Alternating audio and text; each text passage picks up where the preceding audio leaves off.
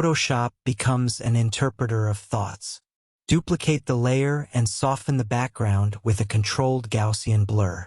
On a new layer, paint faint glowing shapes around the subject's head with a very soft brush using linear light. These shapes should feel abstract, like drifting fragments of ideas. Enhance the book pages by dodging the highlights, making them subtly luminous. Add a gradient map in muted colors, sage green to pale ivory, to evoke calm intellectual focus.